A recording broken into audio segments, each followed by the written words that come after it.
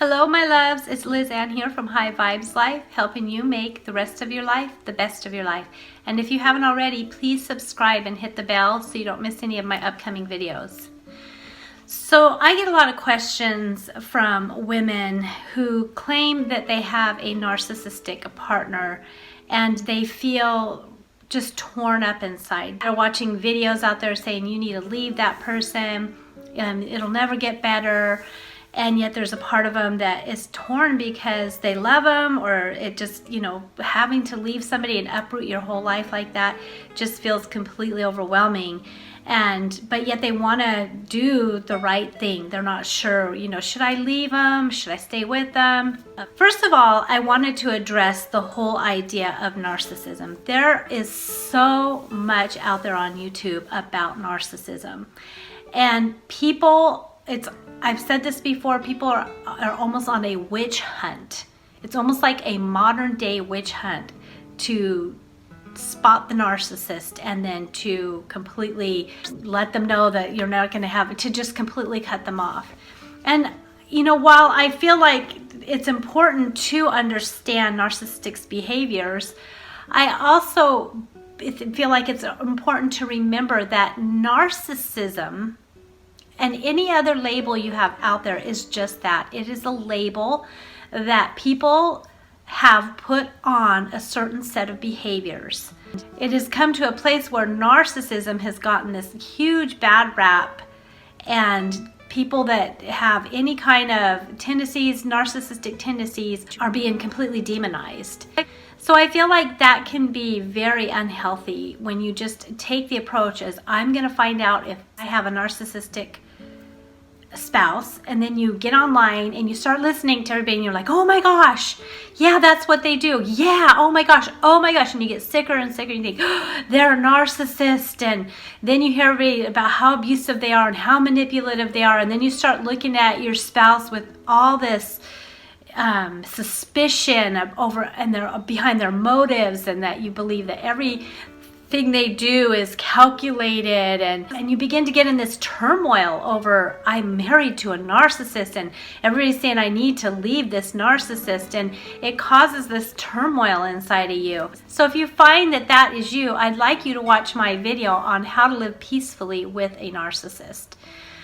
Now, having said that, I also want to say that it's very important that you don't try to diagnose somebody as a narcissist. Now, you may say, yeah, they have a lot of narcissistic behaviors, but to diagnose somebody as a narcissist, unless you are a qualified therapist for that, that's not something that you should be doing.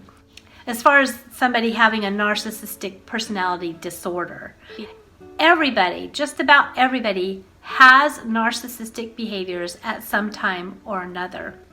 Because if you look into what some of the narcissistic behaviors are, they are all centered around lifting the self up, self-importance, trying to get ahead of other people.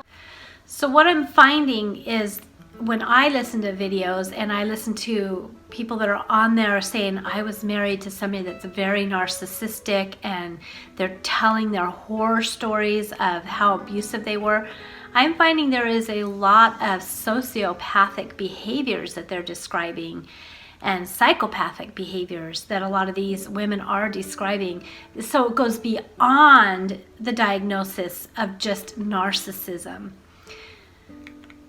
So a couple of the main characteristics of narcissism that really differentiates a narcissist from somebody that is probably just trying to build their self-esteem, to get ahead in life, to have confidence in themselves, is the narcissist has to believe that they are a step above other people. So the narcissist thrives on this feeling of superiority. You find a lot of narcissism in religion because you have people in the pulpits that believe they are called of God to give the message to the sheep. And a lot of times you'll find narcissistic people within that environment.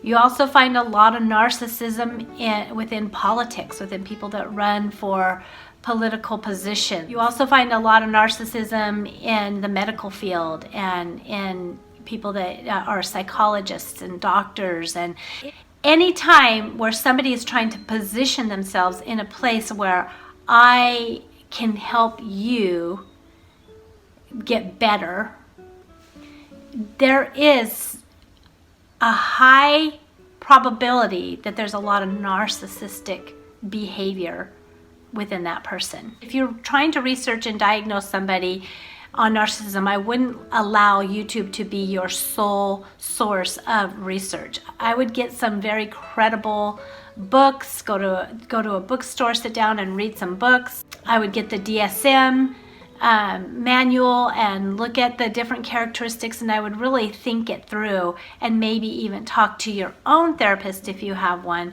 about your concerns about your spouse being narcissistic.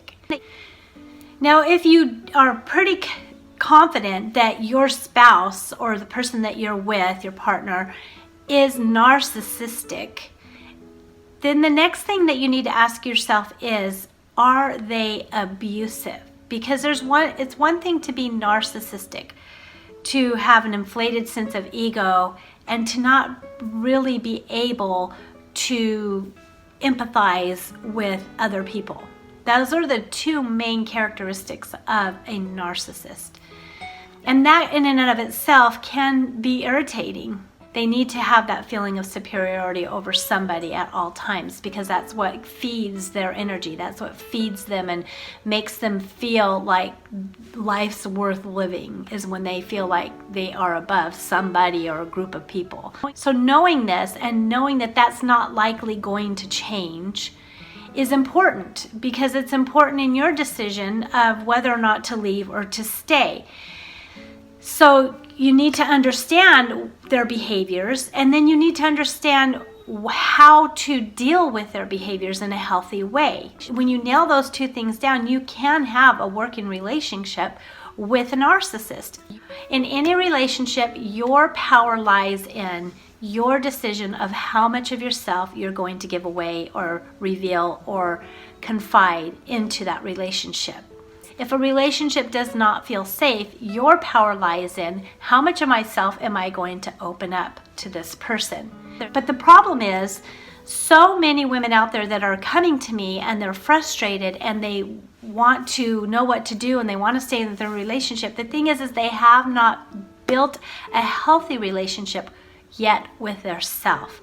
They are not fully committed to their self, fully loving themselves, fully caring for themselves, fully nurturing themselves, and keeping their self first in their own life. And because they're not doing that, they have all this neediness on board. And they are trying to get these needs that they need to learn how to meet for themselves. They're trying to get them met by the narcissist. And the problem is that is not going to happen.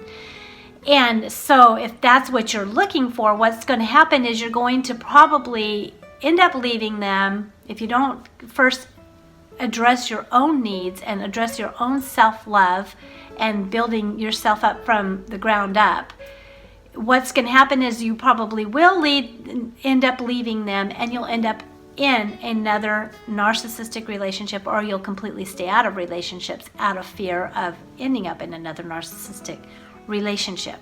So it's so important that you first build up your own self-love, that you first commit to yourself, that you first deal with your the messages that you're telling yourself about yourself that may be demeaning and may be untrue and may need to be rewritten and reframed, and beliefs that you have that you need to challenge and maybe change and alter a little bit. There's so much in building up the self, and that's why I've created my program, Genuine Self-Love, to take you through step by step in building yourself from the ground up into a place of genuine self-love.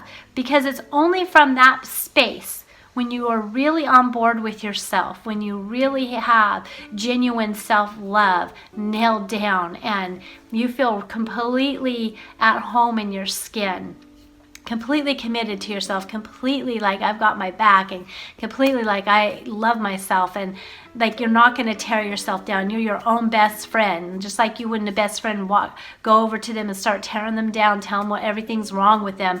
You wouldn't do that to yourself. Until you're in that space, nothing in your life is going to balance out and feel good, because at your core and with yourself, you don't feel good. If you can't feel good with yourself, you're not going to feel good with anything else in life.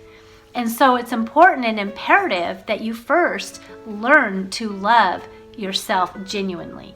And I'm telling you, not only have I put it to the test with me, I've put it to the test with other clients, and it has made a world of difference in their lives and how they handle every situation with other people and with their relationships, and just how life is handled by them.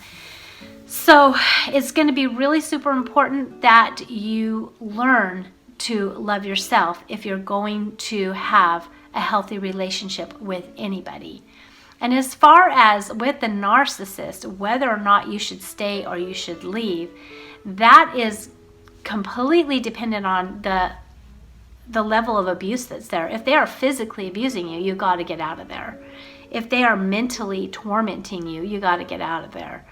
But if it's just a matter of, I am so freaking frustrated with them, then sometimes you can work first on yourself. And then as you build up yourself and your own self-love, you will know down the line, it'll become more clear, more solid in you, whether or not to stay or to leave.